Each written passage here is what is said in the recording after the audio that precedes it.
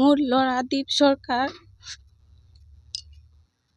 মই ৰেচন কাৰ্ডত ফিংগাৰ দি যাই থাকোঁতে তেতিয়া আমাৰ এই ওচৰত এটা বাঙালী চক বুলি কয় সেইখিনি জেগা পাওঁতে তাতে শুনা পালোঁ যে মোৰ ল'ৰাক সিহঁতে আপচো অফিচৰ ল'ৰাবিলাকে ধৰি বান্ধি জবৰদস্তিকে উঠাই লৈ গ'ল। তাৰপিছত মই বেলেগৰ মুখেৰে শুনা পাই কথাখিনি মই আপচো অফিচত মই গ'লোঁ, সিহঁতক যাই সুধিলোঁ, দাদা এইটো আপচো অফিচ হয় নেকি? সিহঁতে ক'লে হয়। তেতিয়া মই ক'লোঁ যে আপোনালোকে বোলে মোৰ ল'ৰাক উঠাই আনিছে, কিহৰ কাৰণে, কি ভুল কৰিছে? কোৱাতে আপোনালোকে বোলে ইমান মাৰধৰ কৰিছে। নাই, আপুনি ইমান বেয়াকৈ কিয় কৈ আছে? আমিতো ইমান মাৰধৰ কৰা নাই, আপুনি বেলেগৰ কথাত হেৰি কৰিব নেকি?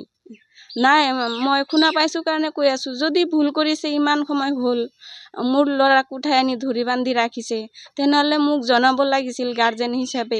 মোক ডাইৰেক্ট কিডনেপ কৰাৰ নিচিনা আহি উঠাই গাড়ীত উঠাইছে জবৰদস্তি।